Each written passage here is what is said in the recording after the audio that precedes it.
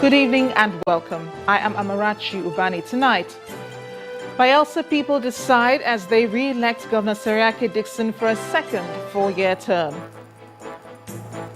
Governor Dickson attributes victory to the people of Bayelsa State and his team, promises more socio-economic reforms. Another 2,000 deportees dumped on Nigerian soil in Calabar from the Republic of Gabon. And Egypt's parliament resumes for the first time in 3 years as supporters of President Abdel Fattah al-Sisi form the majority.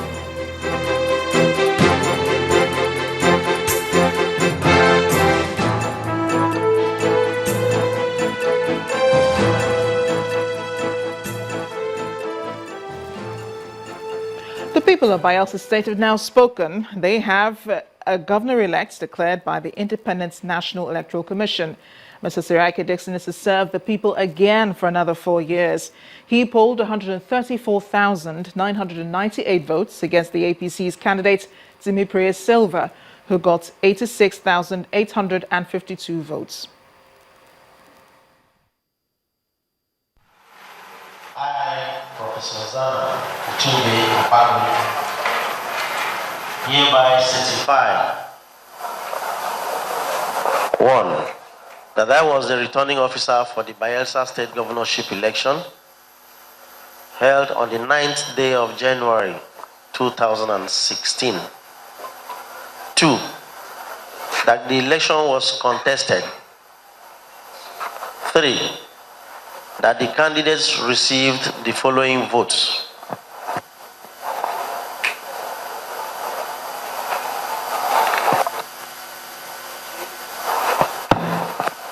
Chief Ken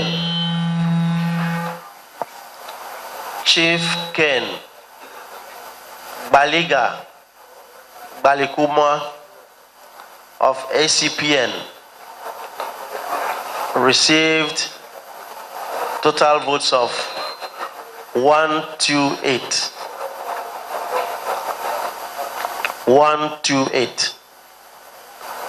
Timipre Marlin Silva of APC received 86,852 votes, 86,852 votes. Obragono of PDC received 135 votes, 135 votes. Moses Ebipadu Siliko Siasia of PDM received 1,572 votes, 1,572 votes. Dickson Henry Seriake of the PDP received 134,998 votes, 134,998 votes. Alexander Peritu of PPA received 221 votes, 221 votes. Enu Otonye of the PPN received 14 votes. That Dickson Henry Seriake of PDP, having satisfied the requirements of the law and scored the highest number of votes, is hereby declared the winner and is returned elected. This is signed by a returning officer, dated this 10th day of January 2016. Announcements of results at Yenagoa, the Bayelsa State capital. In the meantime, the agents of the All Progressives Congress at the Collation Center Yenagoa, Mr. Dennis Otiotio, has condemned INEC's announcement of Governor Seriake Dickson as winner of the Bayelsa supplementary election. Earlier this evening, during our political program, Politics Today, Mr. Otiotio described the decision to announce the results as a disregard for the electoral process. The process started with a flagrant an abuse of the process from the beginning to this point. Even at this point, because Section 26 of the Electoral Act is very clear.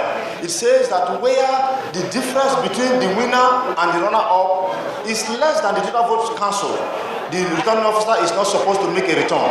In this case, the total votes cancelled is about 53,000 votes, while the difference between PDP and APC is 48,146.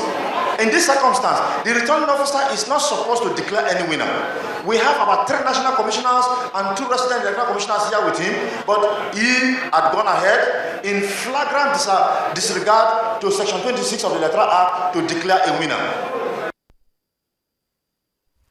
It has been quite hectic in Bayelsa State, where agents of political parties are at loggerheads over results so far released by the returning officer in the Bayelsa supplementary elections. Over the last 16 hours, it's been drama at the collation center, where agents of the PDP and the APC have made several allegations of malpractice. One of the agents also tried to provoke the returning officer, but he calmly managed the situation. Good morning. Journalists, security men, INEC officials, and other interested parties all gathered at the INEC office in Yenagoa to begin collation of results. As soon as the result for Yenagoa local government area was submitted, the returning officer asked for the result from Nembe local government area, and the outcome did not go down well with the PDP's agent. However, it was given tacit approval by the APC. The results for the supplementary election: APC 1679, PDP 05. I am PDP agent. Agbedi Fred is my name. It is a shame to see this kind of result in this collation. This is the first and most strange result we have seen. My name is Dennis Otiotiu, and I represent APC. If you want to send me out, I will leave. My friends here from PDP and another party had raised issues concerning whether election was held or not in Brass. Unfortunately, it is hearsay because my friend here from PDP is from Ekramo, and I believe that he was in Ekramo. I'm sorry, I will have to rule you out of order. This is not a law court. It was more allegations and counter-allegations as more results were being submitted. We are all aware that there is widespread violence.